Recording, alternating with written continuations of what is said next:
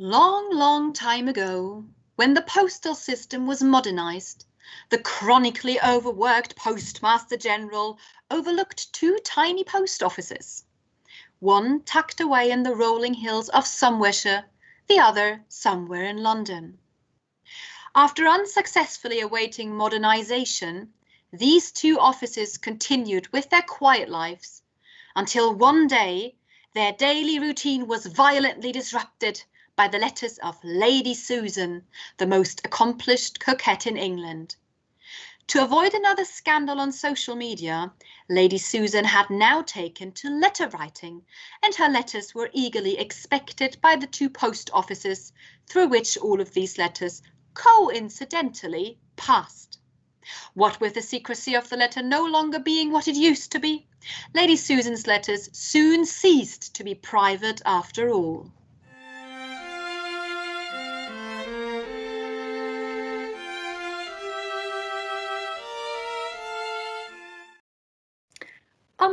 Dearie, there seems to be something wrong with your screen. Oh, that's all right. She always covers the camera. Likes to be incognito, you know. I'm here. I can hear and see you. Mrs. Khan, I just don't want my picture anywhere on the internet. You never know who sees or even uses it.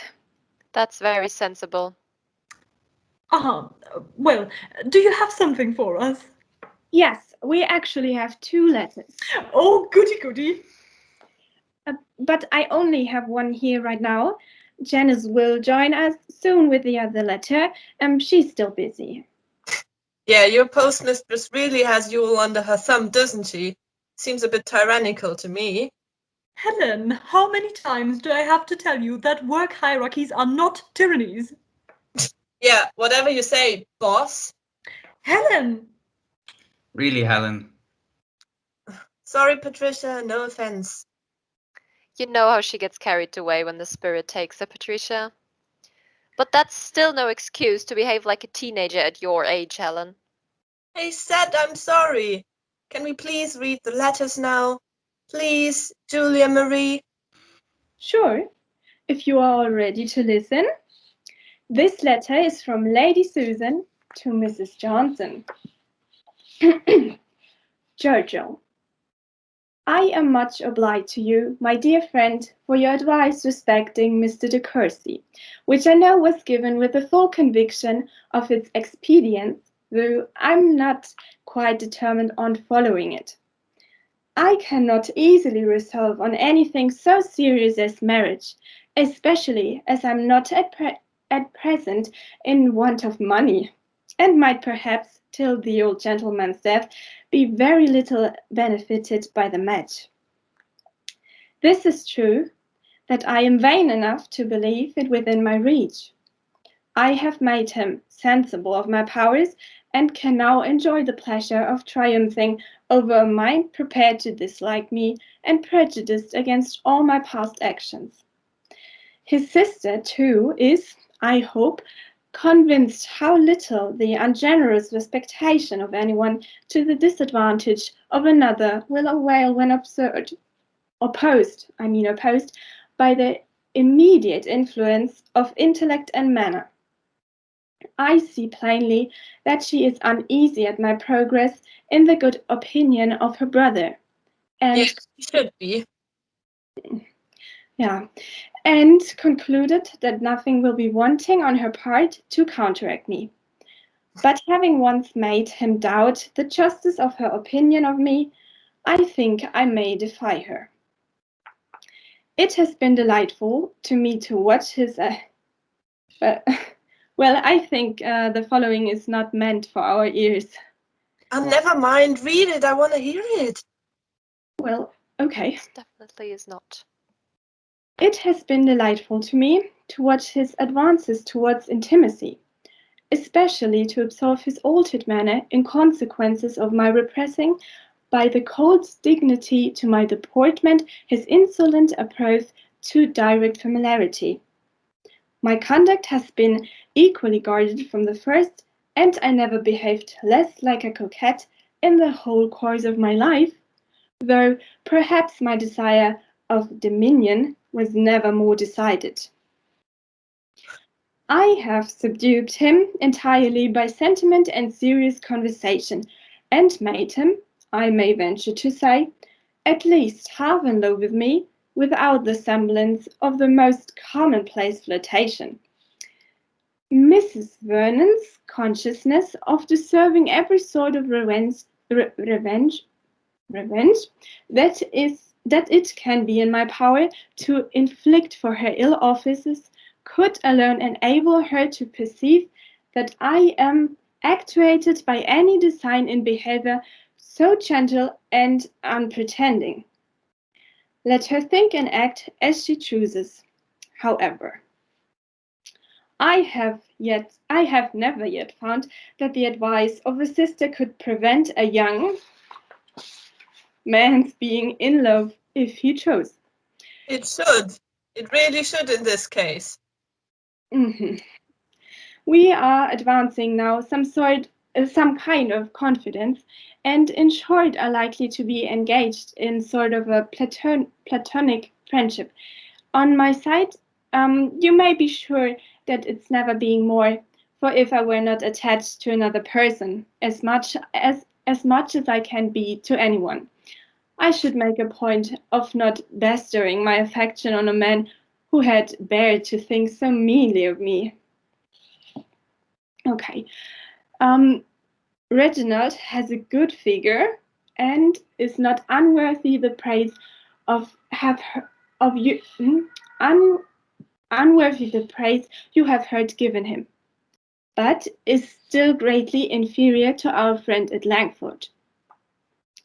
He is less polished, less insinuating than Mainwaring, and is comparatively deficient in the power of saying those delightful things which put one in good humour with oneself and all the world.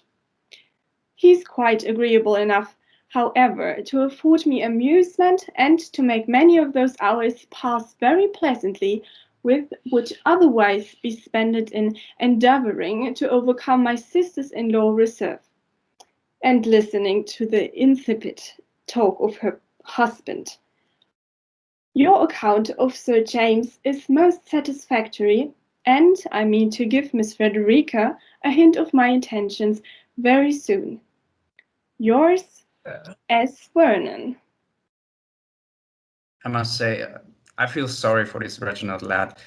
He sounds like a decent sort, but she's a bit of a flirt, isn't she?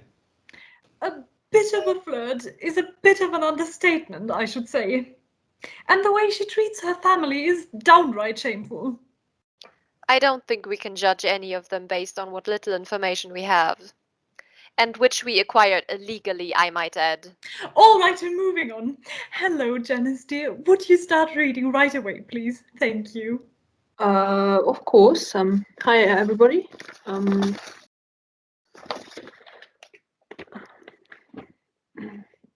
Here goes. Mrs. Vernon to Lady de Courcy. I really grow quite uneasy, my dearest mother, about Reginald, from witnessing the very rapid increase of Lady Susan's influence. They are now on terms of the most particular friendship, frequently engaged in long conversations together, and she has contrived by the most artful coquetry to subdue his judgment to her own purposes.